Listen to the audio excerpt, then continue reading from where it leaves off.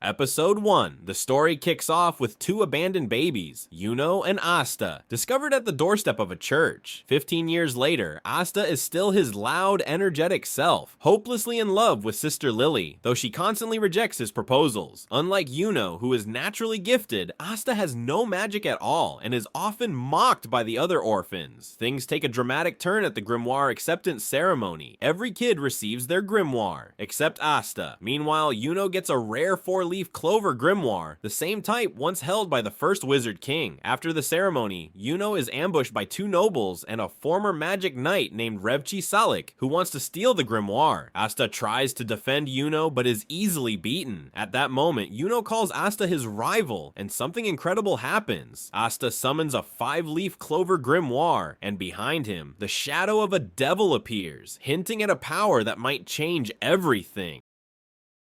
Episode 2. We then jump back to Asta and Yuno's childhood. Even without magic, Asta showed his unmatched physical strength, saving Yuno's necklace from being stolen. In the present, Revchi is stunned by Asta's mysterious grimoire and sword. An eerie devil-shaped shadow looms behind Asta, and Revchi realizes this fight won't be easy. Fueled by pure determination, Asta defeats Revchi and proves that even without magic, he won't give up on his dream. Afterwards, Asta and Yuno recall the promise they made as kids to compete for the title of Wizard King. Episode 3.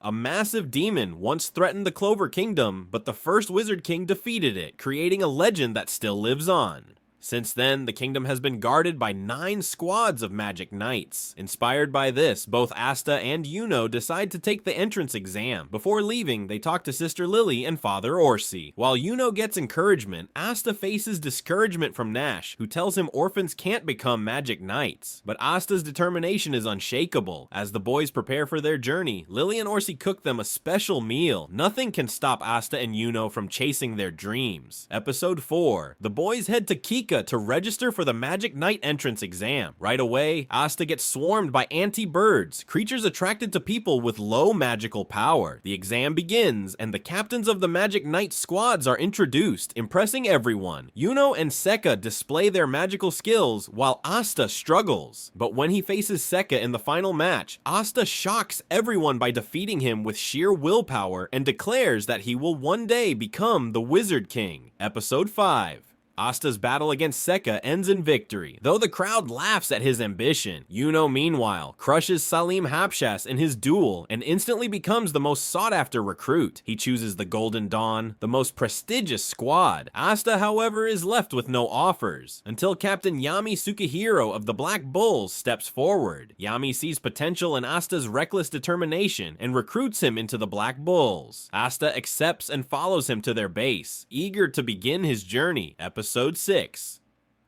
At the Golden Dawn headquarters, Yuno meets Klaus, who makes it clear that earning respect there won't be easy. Meanwhile, Asta struggles to introduce himself to the Black Bulls, who are all busy with their own tasks. Yami smashes a wall to get their attention and presents Asta as their newest recruit. Before officially joining, Asta must survive an initiation test. Magna launches an attack, and Asta manages to hold his ground. Impressed, Yami grants him a Black Bull's robe. Watching from above, Noel silently observes, unimpressed by Asta's display. Episode 7. Asta and Yuno both send letters back to the church, sharing the news of their success. Shortly after, Asta meets Noel, a fellow recruit. She mocks him for being a commoner, but accidentally loses control of her magic and injures Magna. Embarrassed, she storms off. Asta later finds her struggling with her powers and tries to help, but things spiral out of control when she traps herself inside a massive water sphere. Luckily, Yami and Asta manage to save her. Asta then praises her abilities, reminding her she has potential. The Black Bulls accept her warmly, giving her the encouragement she needed.